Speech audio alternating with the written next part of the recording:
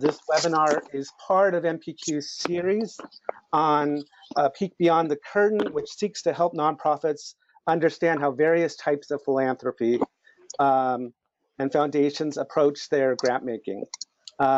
Today's webinar is brought to you for free, courtesy of Blackbaud, leading at the intersection point of technology and social good. Blackbaud Foundation Solutions connects and empowers foundations and other grant makers. Blackbaud's end-to-end solutions account for all range of philanthropic needs today and into the future, where you can manage your giving, financial, and CRM needs all in one place.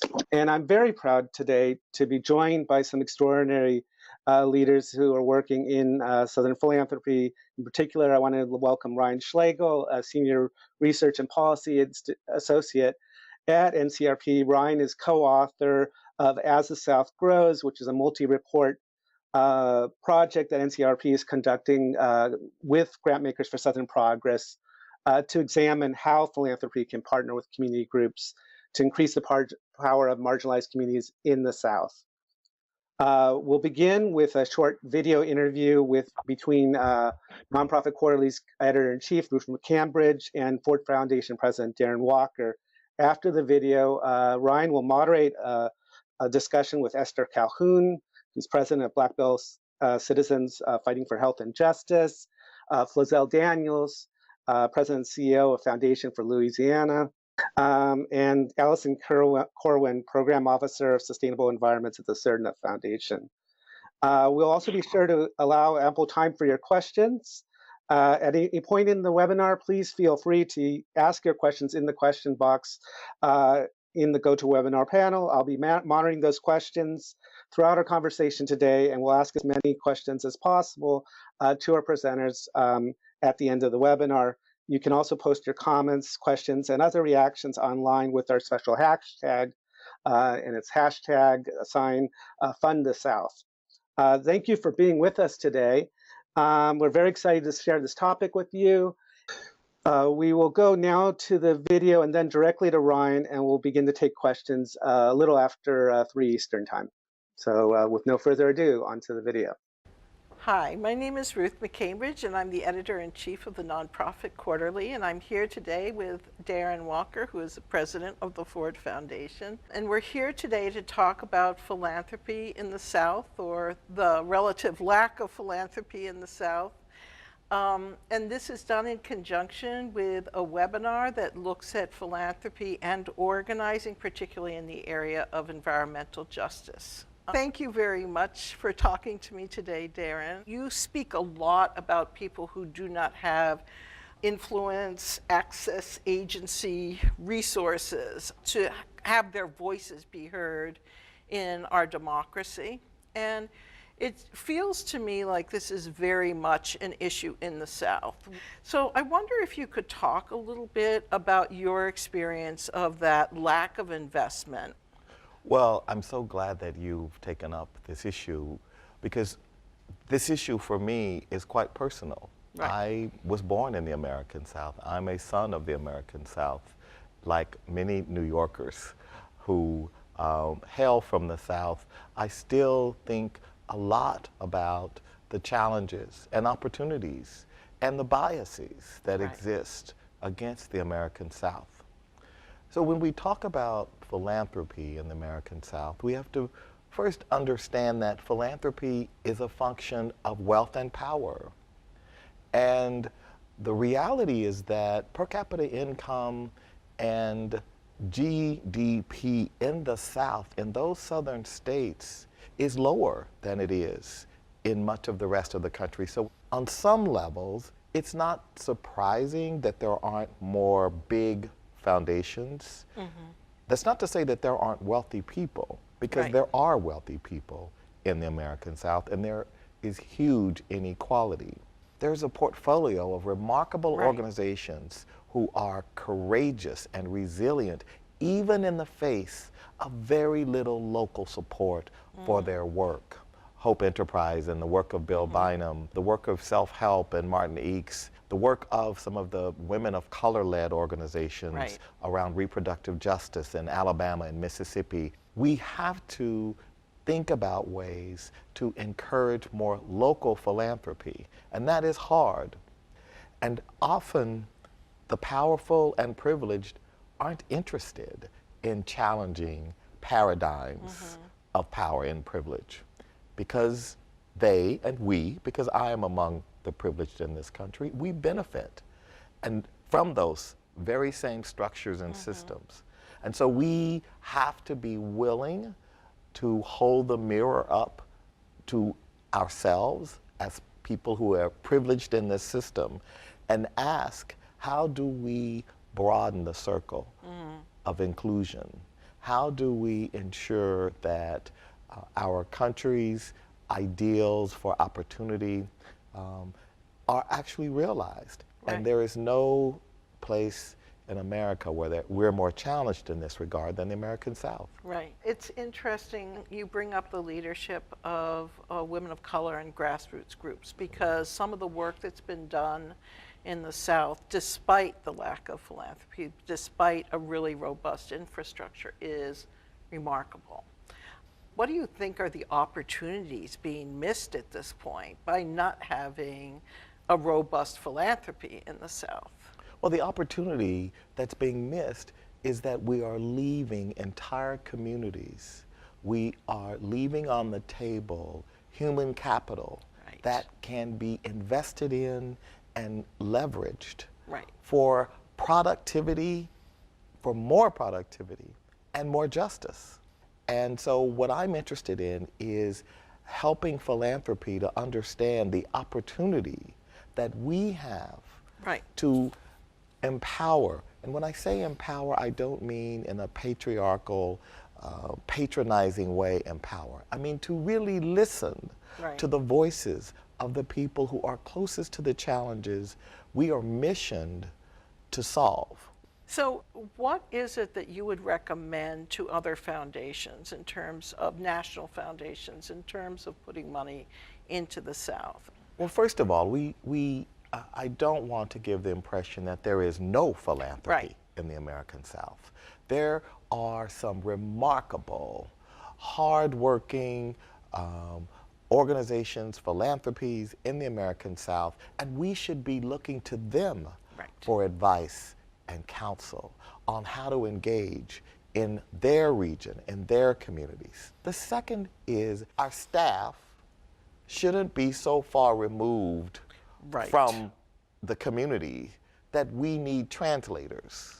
So there's something wrong with our own institutions if we have people who cannot authentically engage in these issues of race and class and exclusion as we see it in the South. So when I hear that, it's really an indictment of we national foundations, because we put the burden of understanding, the burden of moving an agenda on those organizations in the South, rather than questioning our own values, our own cultures, our own sort of protocols and histories. And knowledge base. Oh, understanding of dynamics, understanding about how to advance things. Well, in that context, if we genuinely mean that you've got to be closest to the problem, working with people closest to the problem, then why don't we have people on our staff who look like people closest to the problem? That's often one of the challenges. Let's be real. Philanthropy, for all of our talk, have a long way to go in terms of diversity and inclusion within our own organizations. Thank you so much, Darren. We are hoping that this is not going to be being talked about in the same way 5 years from now. 5 years from now, we can't be talking about this the same way. Now we're going to take a look at the American South video that Ford has just produced. The American South.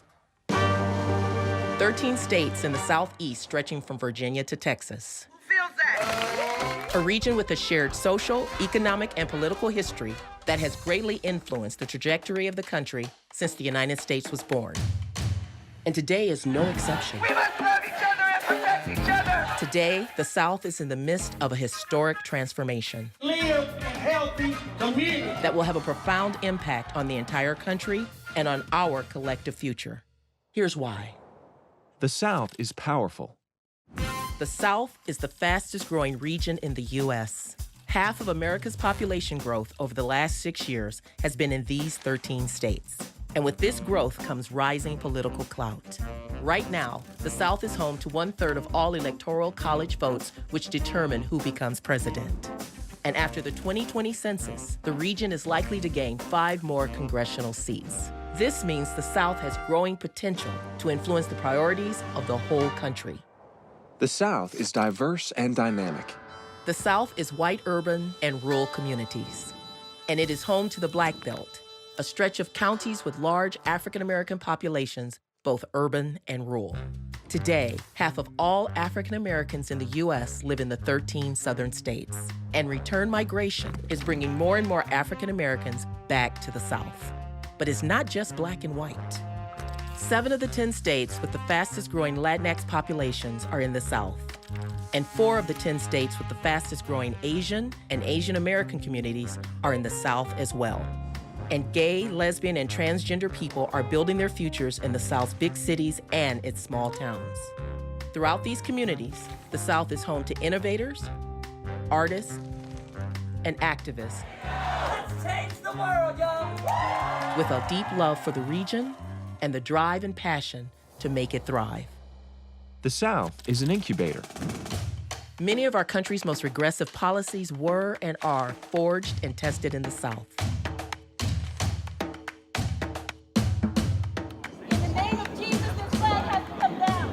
But the South and its diverse culture has also been a springboard for visionary thinking. Even in the hard times, we become who our voices ultimately are. It's the birthplace of movements that have transformed the country. The South is ready. Today, the South is entering what could be described as a third Reconstruction. The first Reconstruction launched a record number of African American officials into public office, pioneering policies for expanding public education, labor rights, and democratic access. The Civil Rights Movement, a second Reconstruction, ended Jim Crow laws and sparked liberation movements across the South and the whole country. And today, some of the most innovative social justice campaigns in the country are conceived and led by local organizers in the South. Communities in the region are also promoting a transition from dependence on polluting power sources to an economy fueled by clean energy.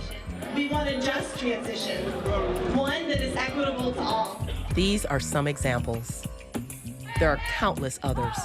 Exploitation's got to go! This is the South today. Let the world see some black and white folk hugging each other. A region of immense promise and potential that, with the right investments, could drive a period of profound change for the entire country. Now is the time to realize the true promise of this vibrant and powerful region.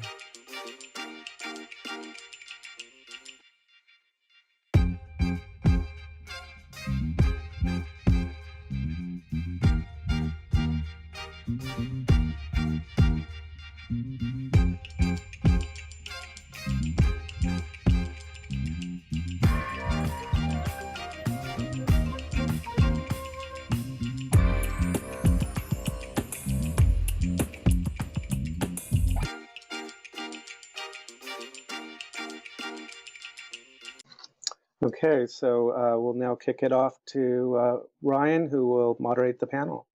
Ryan, are you ready? Okay, great.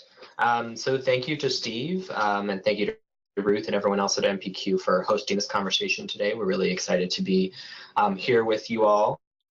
I'm going to formally introduce the panel here in a moment, but let me just give a little bit of context, and we can go ahead and go to the next slide.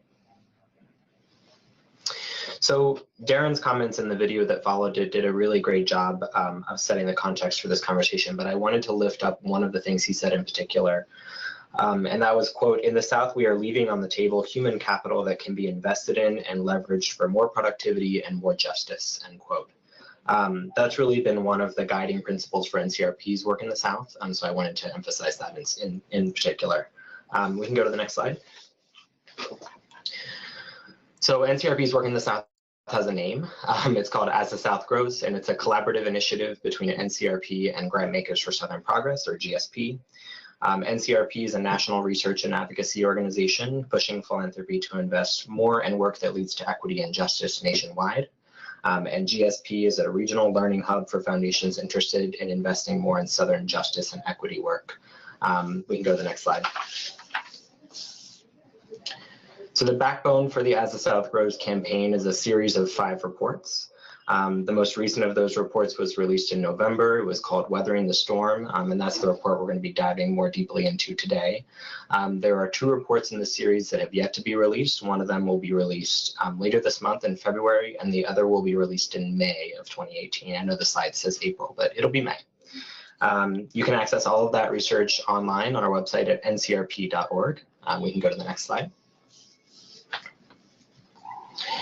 So briefly, talking about the goal of As the South Grows. So many of the folks joining us on the webinar today probably know about the large funding disparities between the South and the rest of the country, and even within the South.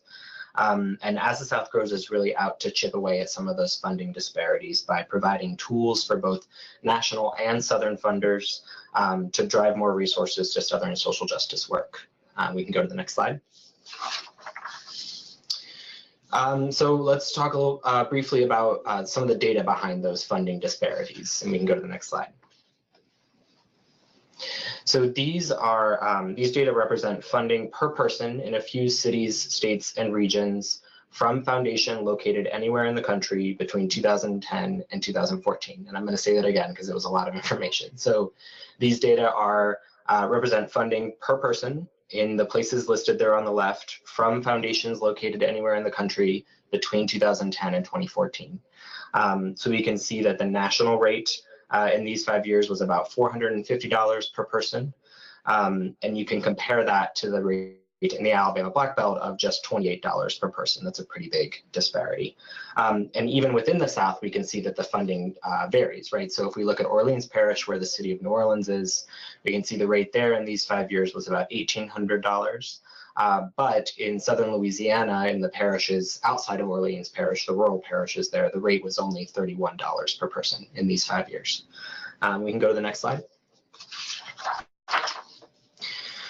So drilling down a little bit more specifically on funding for what we call structural change strategies. So these are things like organizing, advocacy, civic engagement, the strategies that NCRP's research and the research of other organizations have shown to have the highest impact on affecting long-term change. We can see the disparity grows, right? So the national rate is about $40 per person in these 5 years for these strategies. And in the cradle of the civil rights movement in the Alabama Black Belt, the rate was just 50 cents per person. And it's even worse in rural Southern Louisiana, just 8 cents per person for these structural change strategies. We can go to the next slide. So it doesn't have to be this way. NCRP knows this, our partner organization, Grant Makers for Southern Progress, knows this, the folks who are joining me on this panel today know that. And in the 100+ interviews that we conducted to inform the research for these reports, we heard from funders about some common challenges, barriers, reasons that they gave for this disparity of grant making in the South. And I want to offer up here some new ways to think about those often cited challenges. Next slide. So for example, foundations often look for places to invest where progressive policies can be won soon, right? That makes sense. Unfortunately, that usually limits what progressive change can look like, especially in the South, given the region's political landscape. And if funders instead consider the importance of preventing backsliding and building long-term grassroots power, then the South is in play for grant making. Next slide. On the issue of capacity, so this is something we heard a lot from foundations. It's something that Darren Walker spoke to very well in his interview. Next slide. Often funders look for folks to make grants to who have polished grant making proposals or polished grant proposals, who have 5 or more years of solid financial statements, who have sort of the markers of a well-established nonprofit organization. And the reality in the South and in other parts of the country that have been historically underinvested by philanthropy is that that approach mistakes privilege for capacity. So that could be white privilege, class privilege, male privilege. And instead, it's our hope that foundations would put a higher value on organizing skills over grant-seeking skills. And often the networks and leaders who hold those skills may not look the way that foundations expect them to.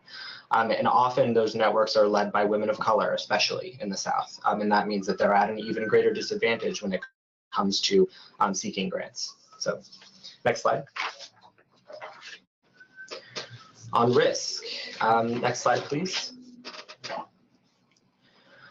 So sometimes funders point out that the risk of making grants in the South is just too high. They don't see the same return on their investment as they would in other parts of the region. And often that leads to existing networks of capable, if unfamiliar, leaders and organizations being overlooked. And sometimes finding those networks can take time and work, right? So I heard one Southern philanthropic leader once say, there's a reason the Underground Railroad didn't advertise. And I think that's a really powerful way to think about why these networks may not be immediately visible. Next slide.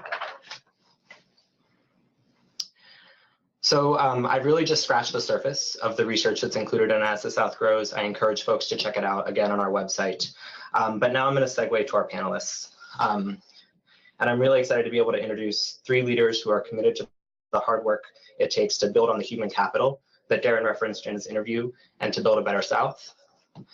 They are Esther Calhoun, President of Black Belt Citizens Fighting for Health and Justice, Flozell Daniels, President and CEO of Foundation for Louisiana, and Allison Corwin, Program Officer for Sustainable Environments for the Cerner Foundation. So I'm going to ask each of our panelists to start with a story. So if each of them could tell us a story from their work that they think illustrates why philanthropy ought to recognize the South's crucial role in the environmental justice movement. And we're going to start with Esther Calhoun. Esther, take it away.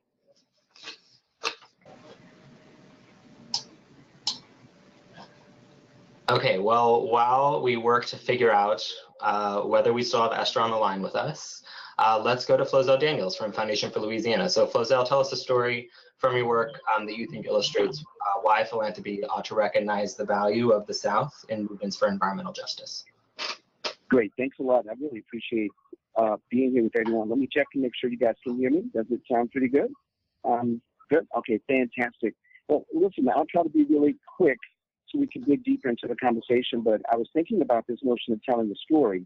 And the truth is, Foundation for Louisiana was founded as the Louisiana Disaster Recovery Foundation. And so we were founded in response to this sort of historic moment in history where you had this massive natural disaster and this epic neglect of man that affected an entire region. And we were founded in this notion of responding to climate and environmental justice. So we knew from the very beginning in founding our work that while we were responding to this climate change and environmental issue, that the truth is we would be able to best do our work by coalescing our resources and coalescing the community around what we immediately called an equitable recovery, and that we would do this by best making investments in our people. They would be and continue to be our greatest assets, and we would do this work across every area imaginable: housing, education, jobs, justice, the criminal justice reform work, you name it. That is how we originally designed this work and decided to do it. And we also knew, even as we transitioned the Foundation for Louisiana and moved towards permanence, that we would invest in 3 fundamental things that would give us the kind of infrastructure line that you discussed, that Darren talked about in his conversation. One, we would invest in leadership development, continuing to invest in people, making sure, we call it the gift that keeps on giving. When people are given the tools, the data, the research, the access that they need to be able to affect their communities, they're better positioned to do that work permanently. The second thing is public policy change. We knew and continue to find by way of experience and success that when people can have an effect on their communities, whether it's their neighborhoods or the entire state or region, it is sort of not only the gift that keeps on giving, but it gives them a chance to operate at scale. And third, and continued importance and respect for community development finance, and that is putting grants and low-interest loans on the table so that we can help move communities into the kind of economic equity and the empowerment. Darren talked about true empowerment, really working with people in partnership to be able to get the outcomes that we need. We knew that this was a chance to maximize on something we've never had in New Orleans and in Louisiana, and that is an at-scale, Ryan, I saw the chart you put up, the kind of at-scale resources we need on a per capita basis. All of a sudden, after Katrina, we had those resources. We were looking to maximize on those resources. Again, like Darren, I am a son of the South, born and raised in New Orleans, born into financial poverty, but into also a culturally rich community that invested in me, that had expectations and gave me the supports I needed to be able to make the kind of progress that I've been able to make and now to sit in this position of privilege. And what we're trying to do at the Foundation for Louisiana is to mimic that behavior, to provide not just the financial resources, but by way of these strategies, the kind of support, the technical assistance, the partnership, and the love relationship to be in community and of community so that we can actually change community the way we know people want to see that. Real quickly, one of the ways that we are practicing that right now is through our Coastal Resiliency Leverage Fund. It's been an amazing opportunity for us to make a choice. We were investing on the coast from day one. We knew and understood the strength and resilience of the people. In this new iteration, we are investing in both people and practices that allow us to maximize the use of great science to look at not only coastal restoration, but also adaptation. We are also recognizing that all of these issues in the environmental and climate justice area are connected to other areas. And so we're also focused on job opportunities. We're making sure that Louisiana businesses get a chance to work on these historic coastal projects. We're looking after and partnering with folks around the issues of health and public health. Of course, the global issue of just transition for our neighbors and our people and families that for some reason or another have to move away from communities. These are all tied into not only the sort of local conversations, but it is another example of how the South is able to lead and provide examples that are not only nationally relevant, but that are internationally relevant, especially for those of us that are pushing through an agenda that is deeply steeped in and that sees us work through a lens of equity and inclusion. Thank you, Flozell. We'll go to Allison next, and we'll circle back to Esther as soon as she's able to rejoin us. So Allison, same question. Great. Hi, everyone. Can you hear me okay? Yeah, okay, good. Someone give me a signal if I go mute here. So thank you for having me today. And I really want to thank the National Committee for Responsive Philanthropy for really picking up this series, this 5-part series as Ryan was talking about, and for Nonprofit Quarterly for picking up the story and for having us all here today. Really humbled to be alongside Flozell and Esther.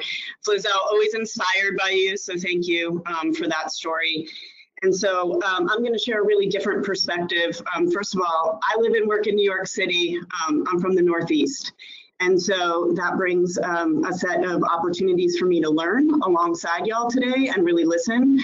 And perhaps my most favorite thing I've learned is that I've picked up y'all. But I am from the Northeast, and so I'm going to try and talk to you a little bit about what my experience has been finding myself in philanthropy and working on environmental and climate justice issues and working in the South. And so for those of you who don't know, the Cerna Foundation is a 100-year-old foundation, family foundation, based in New York, but does national funding. And, you know, I really want to share my experience as a program team person here on the Sustainable Environments team.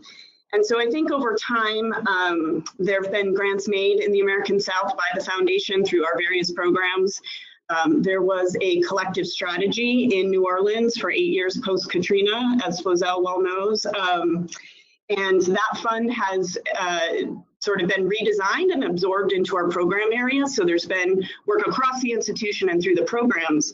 But what I would say is that we're not making investments at the scale we could be, and that I think we have more work to do to make sort of deeper, long-standing commitments in the American South through our programmatic work. So that's a little bit about where we've been sort of to date. And what I would say is that none of this work, my work or the work of others here, would be possible without spending time in the South, really, first and foremost. Going there, spending time, meeting folks, building relationships, listening for understanding, partnering, and learning from our funding peers. So obviously the incredible partner we have in Flozell Daniels at the Foundation for Louisiana, but also I want to hold up some other partners who've been really instrumental in my learning. So the Mary Reynolds Babcock Foundation, the Candida Fund, the Greater New Orleans Foundation, and the Fund for Democratic Communities as well. And there's many others who I have not yet had the opportunity to learn from and partner with that I look forward to. Folks from the Southern Partners Fund, Fund for Southern Communities, the Black Belt Community Foundation, the list goes on. So there's lots of opportunity to partner with folks who are rooted there and who have lived experience. So those are just some of the folks that make what I've learned possible. And so when I came to CERDNA, a little bit of a story about how our environmental work here has evolved over time. I've been here 5 years.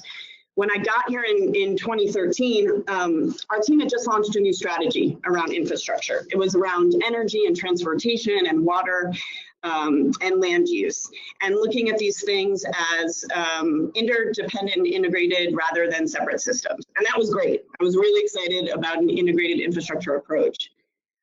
But what we've learned from our partners in the last 5 years was that we were doing work on the ground, and there were some benefits, right? There was more energy efficiency, more renewable energy, public transit options, green infrastructure, food hubs that helped bring people producing food closer to those consuming it. And that these same infrastructure projects, while there were some benefits, actually failed to produce benefits for low wealth communities and communities of color.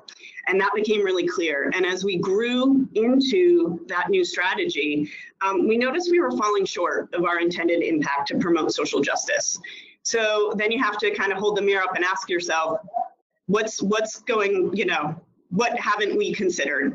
What more do we need to learn? What more do we need to do in order to be more responsive and reflective to the work that needs to be supported? And so I think we realized we were working from policy to policy, campaign to campaign, in a way that was kind of tinkering at the edges and getting to some incremental change, but was not necessarily disrupting the status quo or getting to the root causes of these issues. And so that's where we really started to investigate how could we refine what we were doing inside an environmental program, inside a focus on infrastructure, to really get to our intended impact. And so we really see that there's an opportunity to partner with folks who see health and economic security and quality of life interests in communities of color and low wealth communities as environmental and climate issues, right? And so that's where the opportunity is. And this really led us to a place where right now we're putting forward a proposed kind of refined focus that's going to look at climate and environmental justice, and it's also going to look at just land use and community authority. And so inside those two sort of proposed strategies, we're really looking to partner with folks who are kind of doing three things really at the heart of it. Building accountability into the decision-making systems around sort of infrastructure planning and development, building alternative infrastructure and visions for who owns and governs and stewards this infrastructure in low wealth communities and communities of color. So it's about ownership really and governance and stewardship. And then finally sort of building democratic skill and power among people most at risk for environmental shocks and stresses. And so we're really looking, I think, in thinking about those three pathways to climate, environmental justice, and just land use and community authority, we're looking for, hopefully two outcomes for our intended impact: to create the conditions for infrastructure development that simultaneously does three things: builds economic justice, designs for racial equity, and solves environmental problems. And then I think the other piece is to document these models successfully that are used to create these conditions so that they can be adapted and applied to other regions. And this is where I feel like we have the most to learn from the South.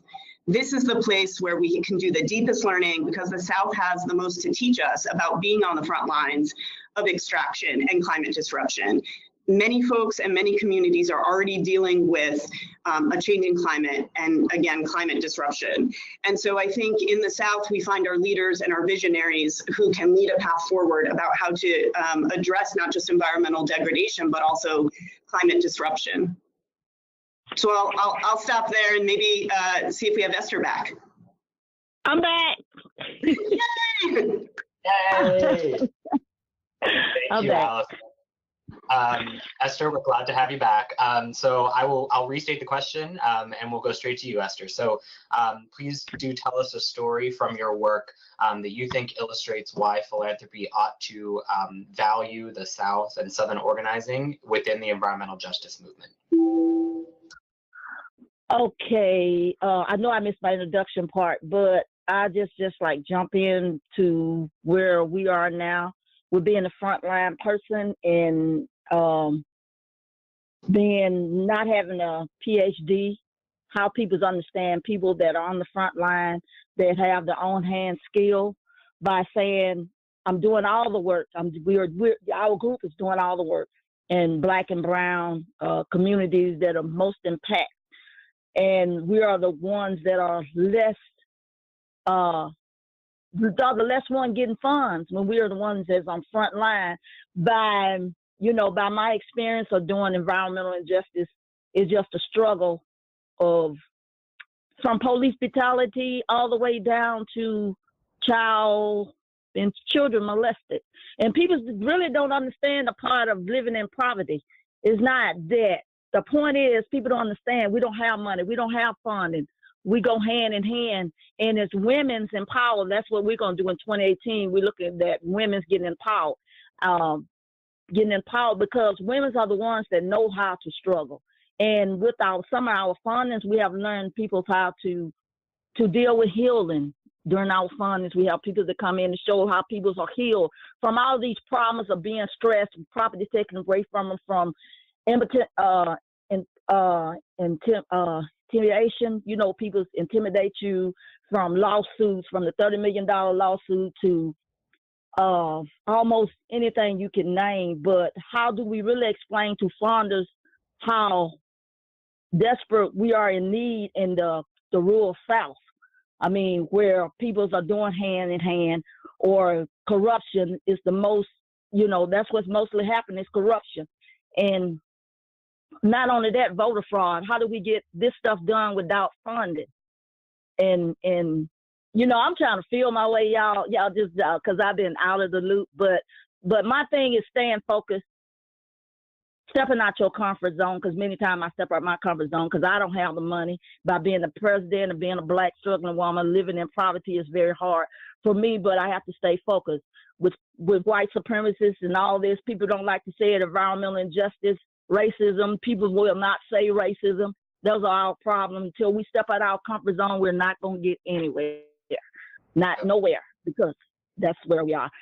So I got to feel my way because I haven't heard the conversation. No, that was perfect, Esther. That was a perfect start. Could you just, in a minute or two, I realize that some folks on the panel might have the context for what kind of work Black Belt Citizens does, but could you just give us sort of the origin of like why does Black Belt Citizens Fighting for Health and Justice exist? Where do you work, and what are your key issues? I think that would be really helpful. I'm so sorry. Okay. Yes, I'm Esther Calhoun. I'm from Uniontown, Alabama. I am the president of Black Belt Citizens Fight for Health and Justice, which we deal with a lot of environmental injustice, such as the cheese plant with a lot of different smells, such as domestic violence. If you really think about it, if you build a circle, just make a circle. All these things involve in poverty. These things start with poverty.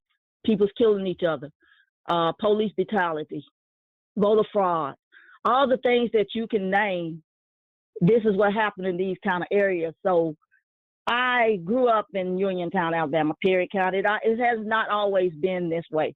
I mean, it has not always been, we're not having job economics. But as you know, these are where the problems start. The problem starts in Black and brown communities where they're less educated, can't do the media, which I can't do, but hand-on skills, which people need to kind of respect that, because I might not have a PhD, but I'm about as smart as the ones that do have PhD.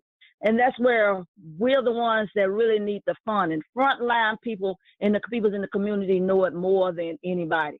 So I am one of those that struggle and have survived and have won, well, several battles. I mean, hand on hand, don't mind doing what you have to do. Doesn't matter what color you are. So that's a little about me. It hasn't always been, yeah. Thank you. So I want to pull on one of the things that I heard from you, Esther, and from you, Flozell. So I'm going to ask this question to Flozell first. Part of what's underneath that disparity, right, within the South, between urban and rural areas, and especially between the funding for structural change work and then everything else, right, that we pointed out, is because of what funding does reach Southern communities, like the way that funding is being directed. So I was hoping, Flozo, that you could talk a little bit about your experience as a Southern philanthropist, like the money that is reaching Southern communities, for what, to whom, to which kinds of organizations, if you could just give a little bit of that context. Sure, no, I appreciate it. One of the reasons I think that we're in this work is to help deal with some of those disparities. I really appreciate Esther's leadership in lifting up a few things. One of the values that we have around community wisdom and the ability to match and pair that wisdom with a deep analysis around power and race. And that kind of informs our way of looking at the philanthropic disparities, right? On one hand, it's like Darren said, there is funding in the South, to be sure. On the other hand, it is not matched with what we see in other communities, even when the evidence says that we have the leadership, we have the opportunity to learn and to really set forth national standards.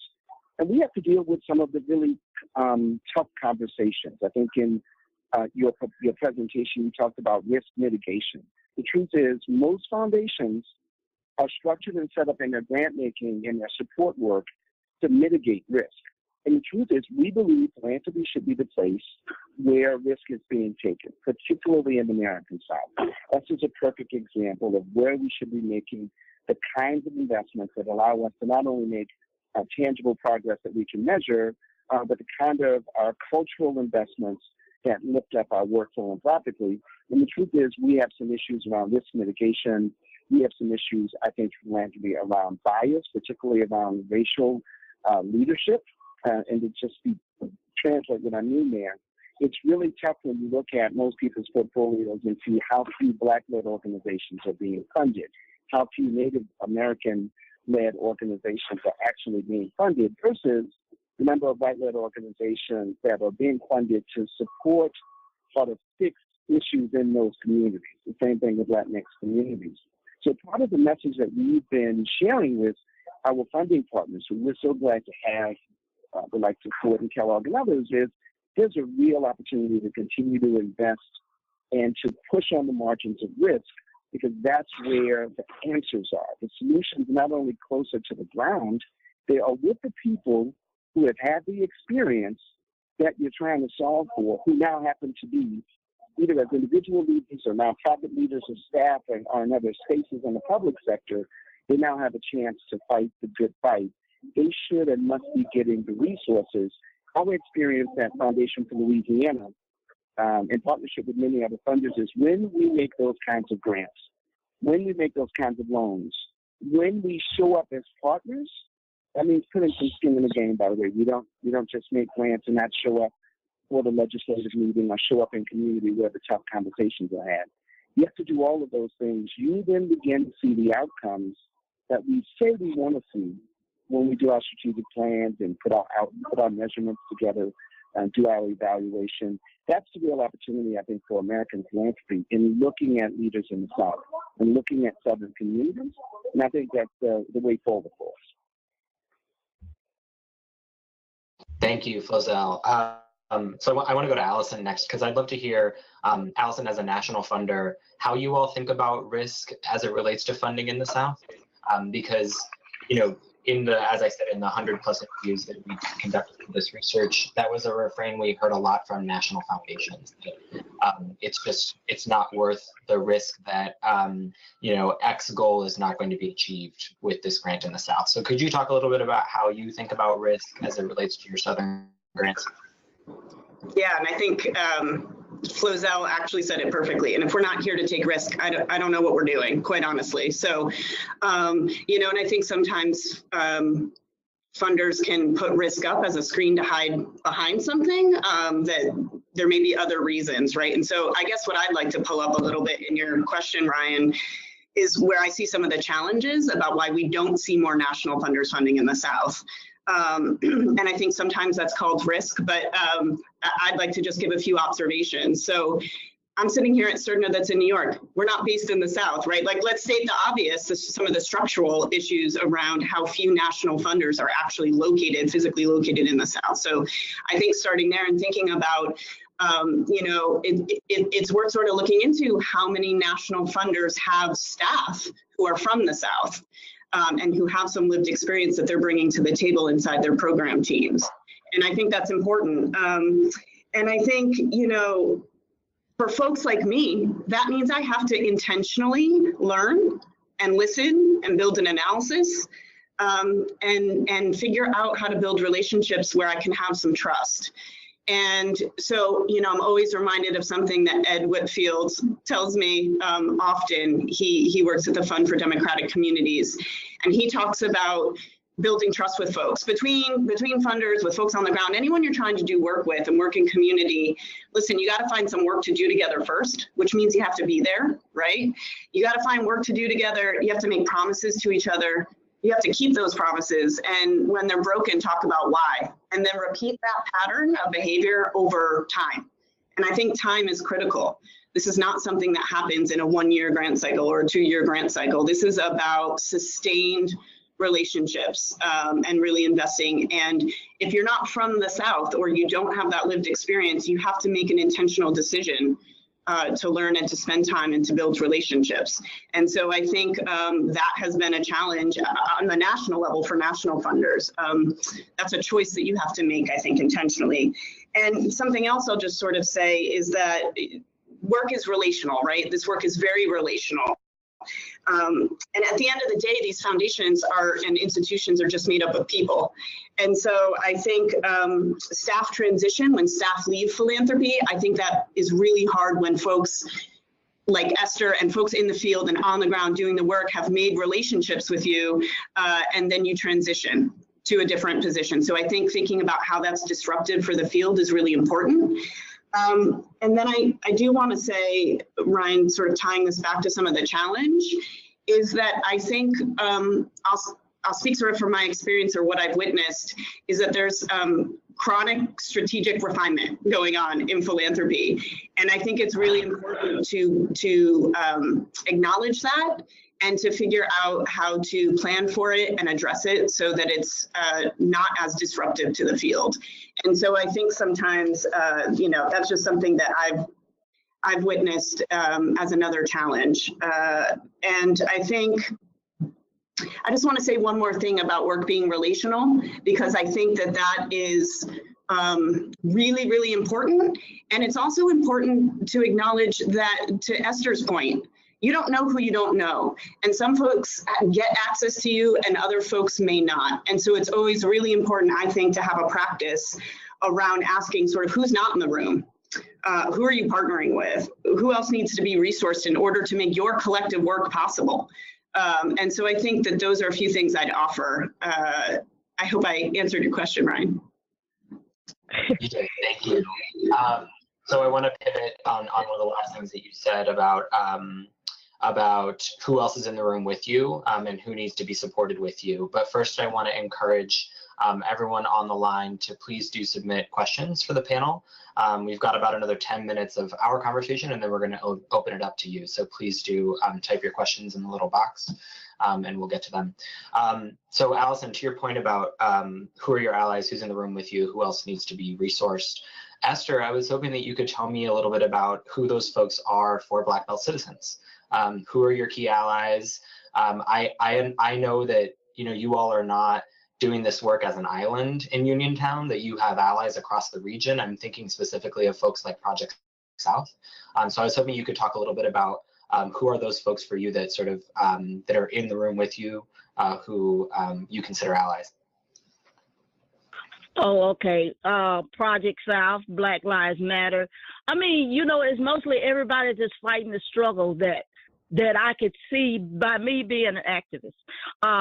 I could feel their pain. I mean, feel what they're going through, the healing people. I mean, people don't realize the job that you do, doing this job and living in the rural area of the South. You know the pain. You know the frustration. You know the racism. I mean, we don't talk about that. That are the main things that we are fighting against. Why do all these dump comes into Black and brown areas? Why are we being attacked? But we're not facing the real problem until we start educating each other and start educating each other, stepping out of our comfort zone, or just like you live in a rich area, coming to the poor area, coming to the poverty area, come down and visit, get hands-on. Hands-on is about the best experience you can have. And this is where you deal with me and the other peoples in the South and dealing with Project South, dealing with all these other different people. I can't really remember, haven't, say who all been in my surrounding, but going to all these different places. By me being who I am, grew up with education that grew up with just graduated. I mean, but I have hands-on. I have the skills. I have the mind. I step out my comfort zone. Until we start stepping out our comfort zone and be a people's person, regardless of a funder has to be a people person, because you will feel the hurt. You will feel the pain. And that's where it starts at. That's why we need healing. We need funding for healing. We need funding to know each other, because a lot of us, I'm Black, but do you really know anything about me? You read about me, but do you know my pain? Do you know what I've been through? That's what we're not facing. Do you know how I have been so misused and abused?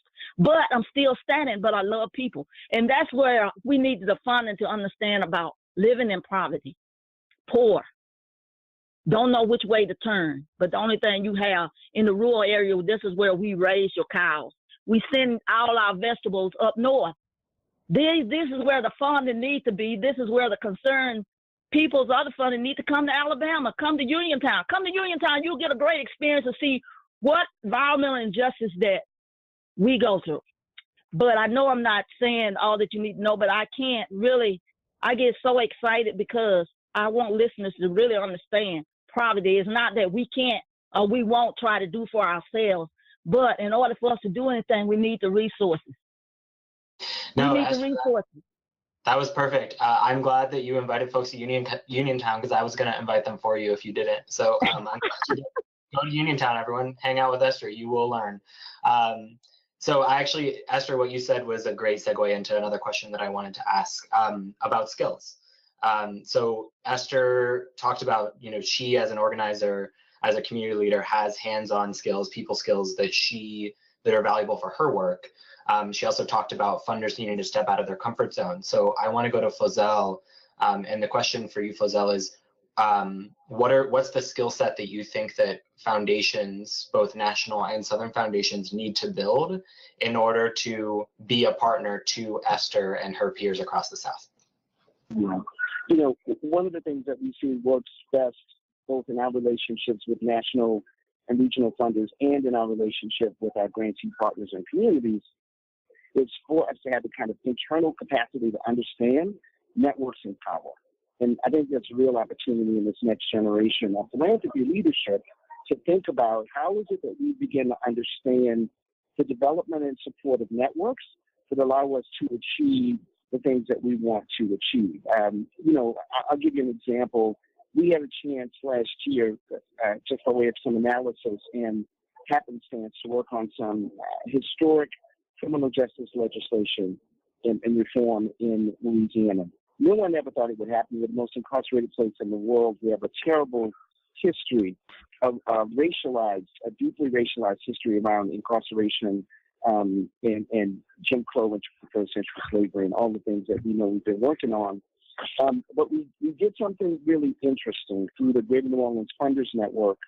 We used that infrastructure to bring together funders who had an interest. We were able to do a power and network analysis, and then to make really fast-acting, risky grants to a handful of 5 organizations that were doing different things. Some of them were organizing deeply on the ground with deep set of experience, led by people who were formerly incarcerated. Others had a high-level, sophisticated kind of analysis about the legal issues and the law and what the implications were of policy. And they were able to, others brought in a very deep assessment of and representation of women who often get lost in the patriarchy of these conversations, even in philanthropy. So we were able to move those resources and really build a network of actors who then were able to support some other work in the public sector and the private sector, and to support work and people who weren't necessarily always on the same page, but were coming for the same mission. And we ended that effort with the most historic legislation to reform the criminal justice system in Louisiana ever in our history. So to me, it's an example of how philanthropy can shift its way of acting and behaving, can use the infrastructure it has, either through its membership groups and grant-making strategies and its partnerships, to really not only move financial resources, but to reimagine how it is that we can get the outcomes that we seek in partnership with the communities that actually know best what should happen for them. And it's the way I think we can and should show up. If we can build our capacity by understanding networks, by understanding those partnerships, and really bringing some integrity into how we change our practices to affect that. Thank you, Flozell. Allison, I hate to keep putting you in this position where you have to follow Flozell to answer the same question, but to the extent that you can, especially as a national funder, bring that perspective to bear on that question. That, you know, what do you think other national funders, what's the skill set they need to build in order to be really great and effective partners with folks like Esther? Yeah, and I think Esther said it best, and I'm always happy to follow and build on all of what Flozell shared, because I completely agree with everything they've both said. And I mean, Esther, when you said you have to be a people person, I think a lot of that sums it up. But I've been thinking about this. So I came to philanthropy 5 years ago, not ever having worked in philanthropy, always having sort of been working on the other side in community, kind of seeking resources to do some work. And it was really confusing from the outside. And so I think I want to share the experience as it relates to the question about skill building. Is my experience coming in, at least, is that there isn't a default orientation towards skills that help you understand how to do social justice philanthropy and grant making. Not just grant making, but what does it mean if you have a value set or you work in an institution around that has a social justice mission? What does that mean for how you do your work, and what are your practices, both internally and out in the world? And so I think over time, I have sort of just witnessed that, just to be frank, I think we have a real skills gap across philanthropy that would, better help us be able to do work in the American South and with frontline communities. So, if you'll indulge me, I'd like to call out a couple of practices. I think when I say skills gap, what does that mean and what have I seen? So, I think, and I think this is part of what Esther's getting to around being a people person. I think, first and foremost, just an awareness about your privilege and power in your relationships, both with the folks doing the work on the ground, but also the power dynamics that exist between national and local and regional funders, right? There's all types of power dynamics. And I think really understanding the power and privilege you hold, and that awareness, and then really an intention to understand that and listen is key. I think other things I would share is sort of building on what Flozell was saying, which is an analysis and understanding about forces and structures that have always contributed to and continue to contribute to the injustices that Esther's talking about, and the repercussions of oppression and how power is used and abused and distributed. Understand that for yourself and in context. I also think, building a skill around a strategic practice to influence philanthropy, organize amongst your peers, to identify and strengthen justice issues and movements, and listen to your movement building leaders, right? And I think understanding that technical competence does not necessarily come from folks, who are, necessarily scientists or doing the research. While that's all important, I think we have to understand that technical competence actually comes from listening to folks like Esther, and to listening to and valuing the voices of the people who have lived this experience, and redefining that for ourselves as a competence we need to have. And then I think finally the ability to really be adaptive. So learning from and with grantees and movements, and iterating strategies over time to try and be as responsive and as reflective as possible.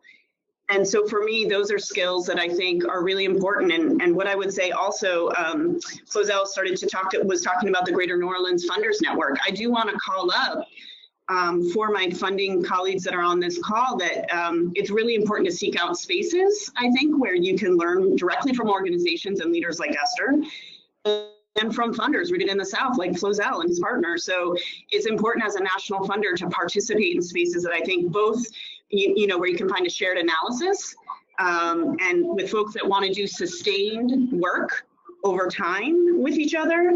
And I think it's important to do two things. Go deep. For me, it's going deep in spaces where folks want to talk about environment and climate justice issues, but it's also to find folks who are coming at this from a totally different perspective, because as Esther was talking about, it's a big circle, right?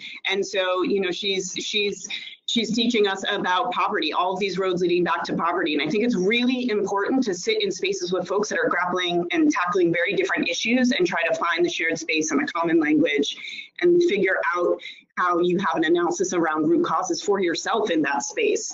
And so I just want to call up a few spaces that I have found really useful, that have helped teach me. And, I'm still building the skill set. I'm working on it. And, I think it's forever work, as Angela Park sort of refers to. It's forever work. But some places where I've found particularly useful sort of conversations and resources and leadership, the Greater New Orleans Funders Network, as Flozell said. Flozell, I think the next meeting is coming up March 12th and 13th. There's a quarterly meeting, and then there are tables that meet more regularly. Obviously, the Grantmakers for Southern Progress, your partner on this report. I want to call up the Building Equity and Alignment for Impact, the B Collaborative, which is about funders and labor and big greens and grassroots all sitting together to have a shared analysis. And they're going to have a big convening in Jackson, Mississippi, February 26th through the 28th. That's a great place to come and learn. And then finally, I would say the Neighborhood Funders Group, and their national convening is going to be in St. Louis this year from June 5th through 7th. So just sharing a few resources and spaces where I have found an ability to build a political home with folks, and hopefully build, a gravitational sort of a center of gravity in philanthropy that is around justice and liberation and human rights, where we're sort of, again, learning together. Go ahead, Flozell. I wanted to just add a couple of things as I was listening to Allison. I do want to just especially lift up Grantmakers for Southern Progress. I was founding co-chair, but really that work started with a group of funders both locally and nationally in the South and across the country, who started to think about what it means to invest in the South. And it's just really been amazing since GSP's first report, see what kind of growth and what kind of partnerships have been developed to move that. And I also wanted to lift up something that Esther said that just gave me an amen moment. At the Foundation for Louisiana, we are embarking on a journey with a Truth, Racial Healing, and Transformation initiative. And it's given us a chance to actually do something about what we've seen since we were founded, and that is communities that have been doing or that are affected by deep racial equity issues that are really struggling with healing issues. And I believe there's a tremendous opportunity for philanthropy to really beef up its skills, to really strengthen its ability to understand that many of the people that they are working with in the South are dealing with hundreds of years of racial inequity and disparity and violent racism, not just sort of the institutional things and the reports and the numbers, but people who themselves have been threatened, whose families have been threatened, who themselves have been hurt physically or emotionally by the deep racial inequities that present, quite frankly, the biggest opportunity in the South. There's a real place for funders to think about how to put in their funding regime and in their strategies and in their capacity building a way of seeing that in their partners and thinking about how to help people come to some of the healing opportunities that actually lead to the most transformational work possible. I think we've seen that, as the video showed us, in the first Reconstruction, the second Reconstruction of the Civil Rights Movement, where arts and culture were a part of the healing process. I think in this third Reconstruction, there's a real opportunity for us to continue to lift up those practices and learn from people closest to the ground about what that says. Thank you, Flozell. And I want to emphasize that because it's something that we heard from grantees in the South, that without healing, first, their work cannot ultimately be as effective as it ought to be. So we heard that a lot. So I want to, Esther, bring it back to you with one of the questions from our audience. Right. So I'm gonna make the question a bit broader than it was phrased and ask, how has the 2016 election, the presidential election, and the policy changes since the election, how has that impacted your work at the grassroots in Alabama? How are you all reacting? Well, you have to stay focused. I mean, I understand we have the president, Trump. You know, it's just another step backwards to me. I feel like it's another step backwards of putting people back into poverty, not, you know, making the rich more famous. And that's where we can't focus on, you know, we have to look, you know, understand what he's saying. He's being the president. We have to respect him being the president, but he's not about the people. I believe he's not about the people. And that's my thing until we, the people, get together. Because we voted him in. He was elected. Well, I didn't vote him in. But I'm just saying he was elected. But the thing about it, but we're on the ground. We know about the South. We already know. Until we face environmental injustice, white supremacists, all this different stuff that goes on in the South that we're really not putting our hands on, like down in the South. We're learning all we can about human rights. You know, you can learn all you can, but you don't have the resources to fight these big bullies. I mean, that's the problem. The little people that have little groups like Black Belt Citizens, they're not getting the funding that we need. We need the funding so we can fight all these environmental injustices. We talking about Trump. It already a Trump in Uniontown, Alabama. It already a Trump. There's already white supremacists. I mean, it's like, I feel like it's another way of keeping Black and brown people crippled.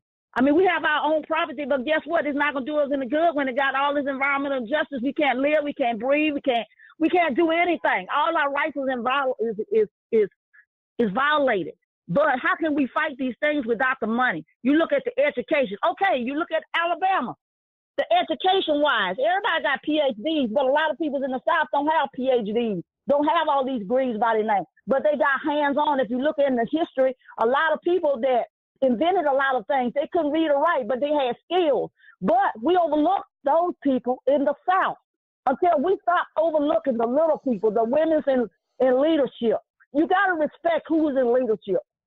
Women. That's what I'm looking at for women. Women stepping up to the plate. Women are the ones being violated, sexually violated. You read about it. You see it. We are experiencing in poverty areas. Until we acknowledge what we're not doing, we're doing it in the big cities. But guess what?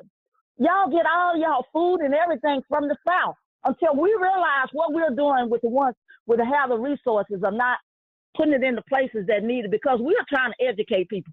That's what I'm trying to let people know, that we're going through these struggles. No, it haven't feel good. Intimidation, all these laws been broke, police brutality. We suffer when we stand up. I mean, we're literally been crucified on the cross. If you really know, I don't want to talk about my pain because it's very painful what I go through. But I'm not going to talk about that because y'all have read some of the story, but you don't know half of what a frontline people go through. But I kind of like let y'all, but I just, can't talk about it.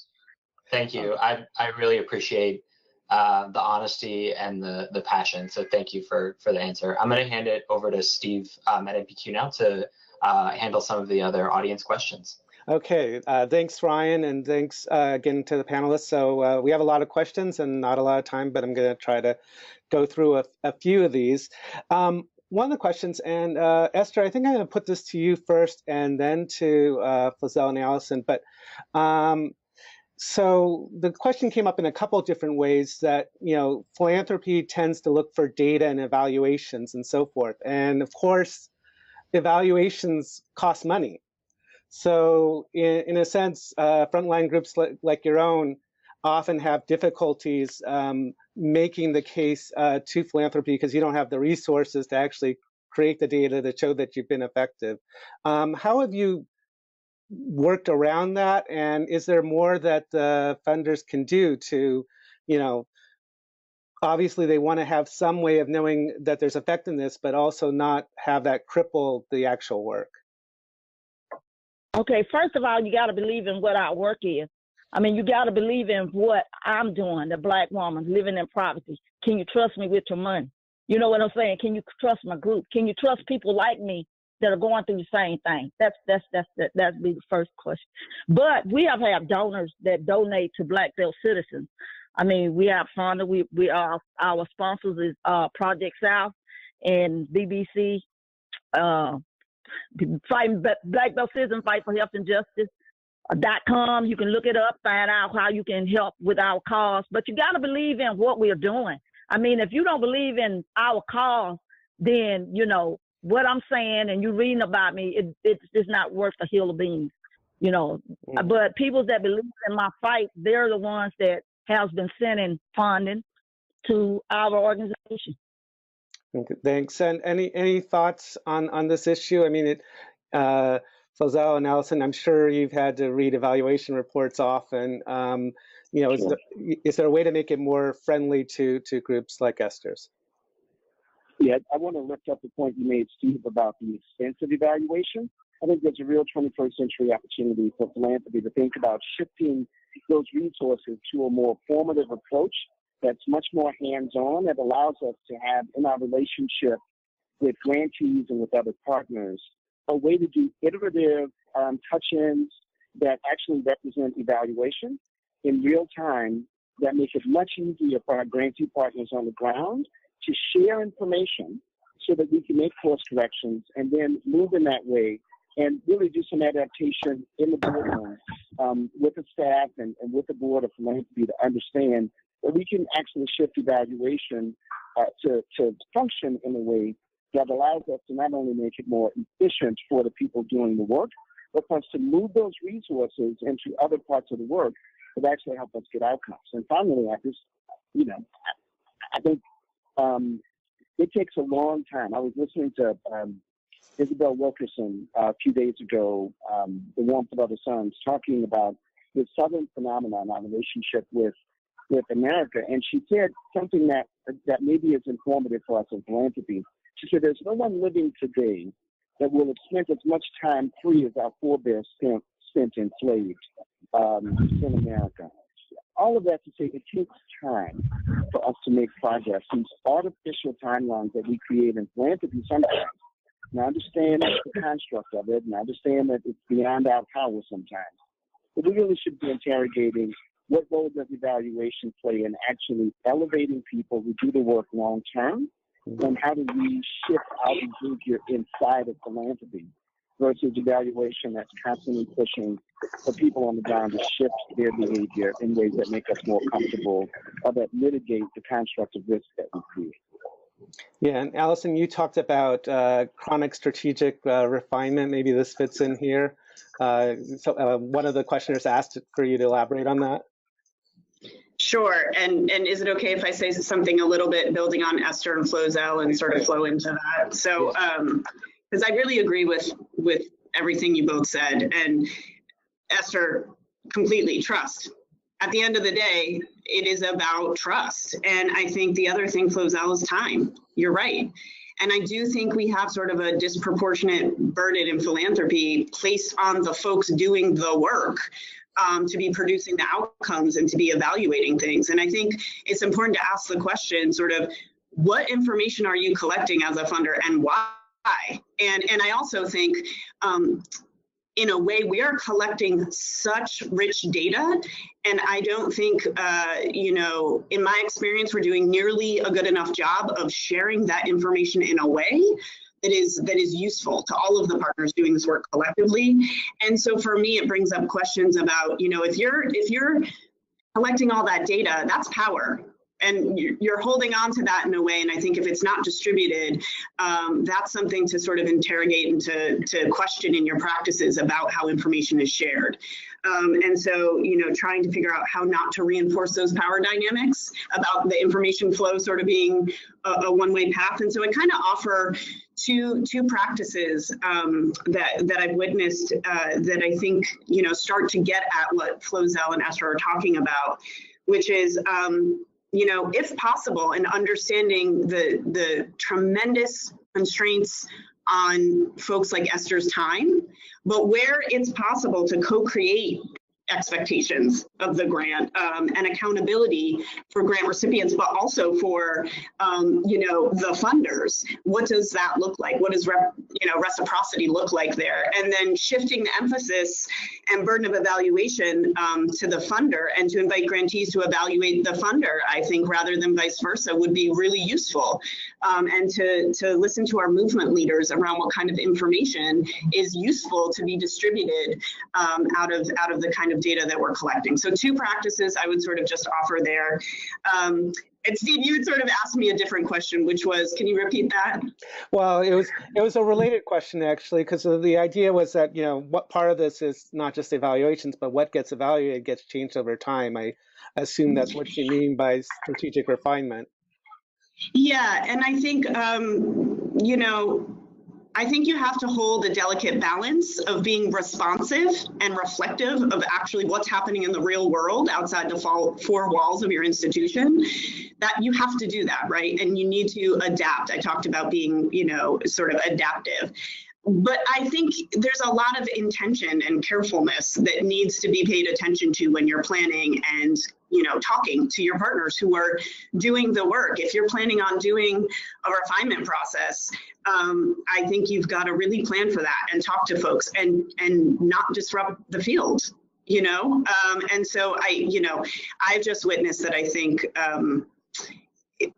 to Flozell's point, these things take time. And I think it's important to refine and iterate and ideate, but it has to be in partnership with the folks doing the work, and it has to be in response to what they need.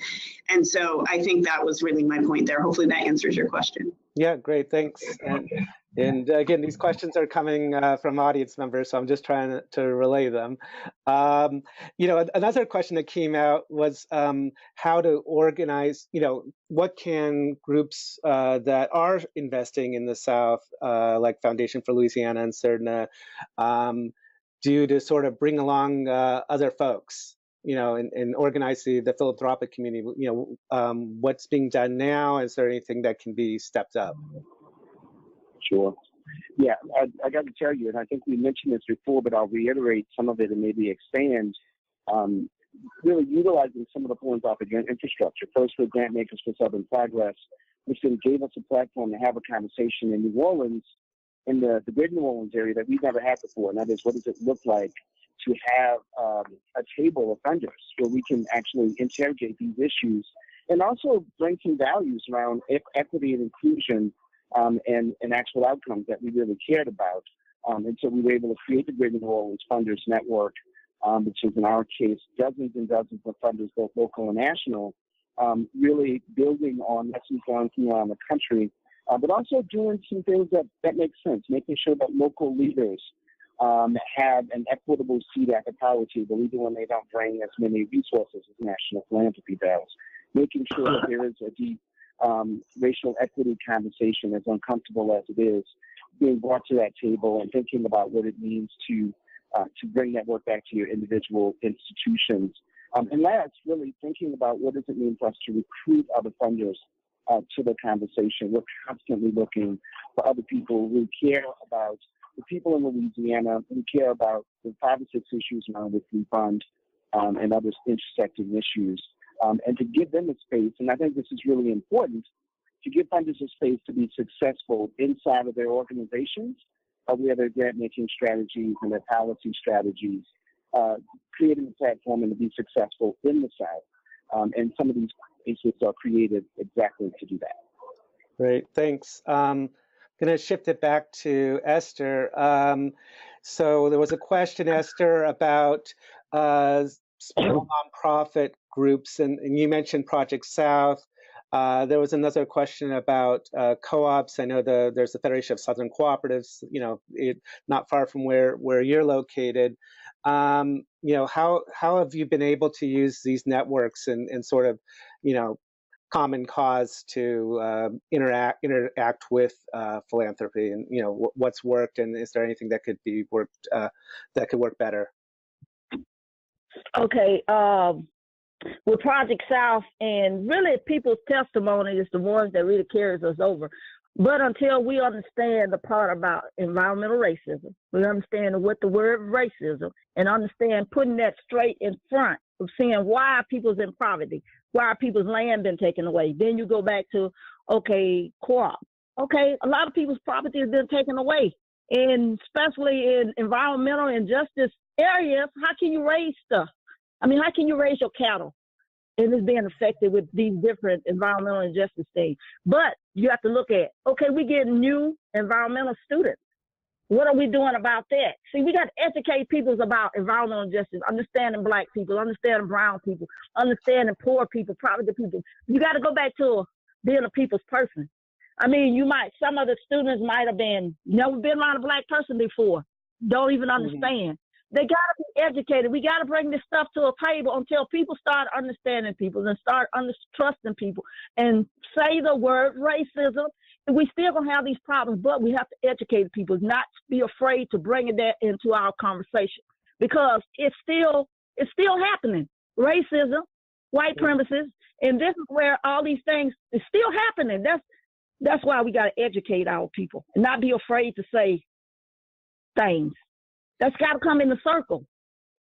Absolutely. And have groups like Project South been helpful in helping you, communicate that message to a broader audience? Yes, they've been helpful in all kinds of situations with people, gay people's rights. We got to respect people's space. We're not respecting what people want to be, how people live. You may live in a pretty place, all nice and come. You come down here, this is all we got. And we're doing the best that we can with what we got. But we don't have resources. You got to step out your comfort zone. Step out your comfort zone. Stay focused. Because if you don't do these things, or stepping out your comfort zone and staying focused, then you're never going to understand the peoples in the rural area. You're never going to understand why you're doing what you're doing. And whatever job you're doing, make sure that's your job you want to do. If you don't want to be a doctor, look, don't mess with people if you don't want to be a doctor. You know what I'm saying? People are getting positions that they're not people's person. They just in it for the money. So that's what we are now. So people start respecting people's space, leadership, women's leadership, Black leadership. I mean, Black and brown leadership, and respecting each other. We're gonna still be in this jam until we talk about racism. Racism got to be the top topic. It's not going anywhere. It's coming back. Look at our president. It's coming back. Thanks, Esther. So I'll throw out one last question, and then I'm going to give each of you a minute to sort of sum up.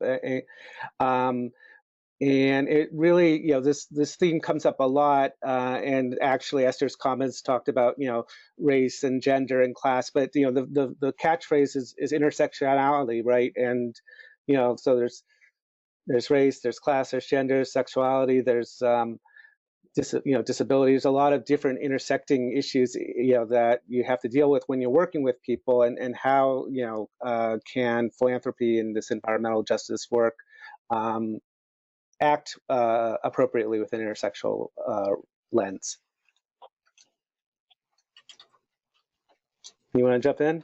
I see a move from Flazell. All right. I'll let Allison go first. Okay. But I love to follow you, Flozell. I know, we got to break this up. Yeah, we're mixing it up at the end here. Yeah. The question, Steve, is about how we can do better on intersectional sort of approaches. Yeah, and do it without it just being a catchphrase, right? You know, how do we? Right. Yeah.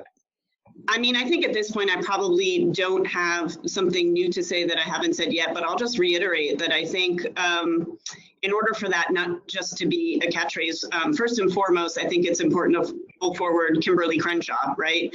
And to actually get into her work and where that, phrase came from and where that analysis came from and understand the context. So first and foremost, let me just say that. But I also think in order to actually do work that is at an intersection, it's what Esther and Flozell have said the whole time: get out of your comfort zone. You need to go hang out with people who are doing different work than you are, that have had different experiences, that understand an issue from a completely different perspective than you do. And that may seem obvious, but I don't know how else you get to an analysis that is not just siloed or a single perspective or really isolated, because I do think the best sort of weapon that's used against us is isolation. When we are isolated from each other, from our ideas, from our collective power, that's what folks, currently in power are trying to do, I think. And so when we are able to cross boundaries and actually build together and not be isolated across these different issues that different folks are tackling, across the American South, I think that's when we really get to where we can be impactful together in building sort of, and as a funder supporting the power that folks are building in the American South. So that, that's what I would say, and I'll pass it to Flozell. Thanks, Allison. I appreciate you elevating Dr. Crenshaw's original intentionality around what we mean around intersectionality. I think a couple of things. One is, I think there's real opportunity for us to first make sure that we're diving deep on this issue of equity and outcomes in the environmental and climate work first, before we can even move to an analysis, a fairly sophisticated one, I think, that allows us to look at other sectors of work and how they overlay with that work, right? And so if you go back to my comment about our Coastal Resiliency Leverage Fund, we are really continuing to dive deep in understanding what the climate justice issues are first, and then doing the overlay that allows us to bring in, for instance, a partnership with Housing NOLA, so we can look at the critical housing issues that is allowing us to shape the way arts and culture can inform a way of moving that work, for instance. And in the original design, thinking about not just the point of intersectionality, if you will, because it makes sense, but also because it actually is the only way we're going to win. And so I'm really thinking about funders really sharpening their way of thinking about how we're going to finally win on some of the big environmental and climate issues. For us, that answer has been making sure to attach that which is culturally relevant to people by way of their lived experience. We're talking about Native communities, Latinx communities, Asian communities, Black and white communities, but we're also talking about economic culture, right? How is it that people who, for instance, have been dependent on oil and gas and chemical refineries can find economic well-being in coastal and environmental businesses and efforts that actually not only improve the environment, but can improve their bottom line. Those are real things that people need to be able to do. And we're really trying to think about what role does philanthropy play in helping people to make those connections, and how can our investments track those findings. Great, thanks. So I do want to wrap up, maybe like just, we're a little bit over, so just maybe 30 seconds for each of you to, any last words you want to share with the group before we sign off. Esther, you want to throw in your 30 seconds? Oh, okay, Esther. Until we step out of our comfort zone and stay focused, we're going to still be in this jam and recognize what environmental racism and racism is. We're going to be it. And trust leaders like me, trust leaders like other communities, the rural areas, Come down, visit. I mean, don't only send the money, come down, send somebody. Because communities we really need help. We need the resources to get the job done. You can trust us. Great. Allison? Oh, thank goodness I'm not last. Okay. What Esther said, and also I think remember to my funding colleagues that are on this call that I think we hold a lot of power, convening power, and so I think it's really important we're asked often to suggest speakers, to suggest, ideas, in funder conferences. We shouldn't be ever having those conversations without organizations and leaders from the South present, and not just to have them travel to those spaces, but as Esther said, for us to be in their communities. And also, when you invite folks, pay them for their time, and not just the time away from their organizations, but the cost it is for them to be away from their family and their life and their home and their work, right? And so I think just being really cognizant of that. And I think we have an obligation as funders to help build cultural power. And cultural power is about the construction of knowledge. And as Esther has said, who is seen as expert and who holds expertise. And I think we have an obligation to move out of the way and to make sure that our brilliant leaders in the South are actually have the space to share their lived experience with the rest of us. Great. Thanks. Flazell? Fantastic. I think Allison's trying to get me back, so now I'm following her, and that was great. Listen, I'll just say that I think there's an amazing opportunity. I don't think it's hyperbole to say that this is sort of as some people have said, a prophetic moment in this country's history, and so much of what we need, so much of the opportunity that we have to realize the so-called American dream is held in the South, and it's held in Southern people, and it's held in people who have been at the margins, who really understand the answers and who are best positioned to help us find the solutions. I think someone recently said that these people didn't dream the American dream, they willed it into being, and that's the way we're thinking about this work. Given the chance, if given the resources and the partnerships, we can will this work into being and be as successful as ever. Great. Ryan, any last words from you? Yeah, I'll just say quickly a few things. If you're a funder, join GSP. If you're a nonprofit, join NCRP. And especially if you're a funder, think about one risk that you can take to organize your institution to move more resources to the South. And if you can't think of a risk you can take, call us and we'll help you think of one. And then last, I'll just say go to Uniontown, hang out with Esther and learn. Yeah, I think a lot of people might be going to Uniontown after this call. I want to just conclude this webinar and thank Ryan, Flazell, Esther, and Allison for your participation, and certainly also National Committee for Responsible Philanthropy for putting this webinar together, and hope this is one of many collaborations that we do with NCRP going forward. So thanks again to everyone, and the slides will be available both online and you'll get an email link as well. So thank you. Thanks everyone. Thank you.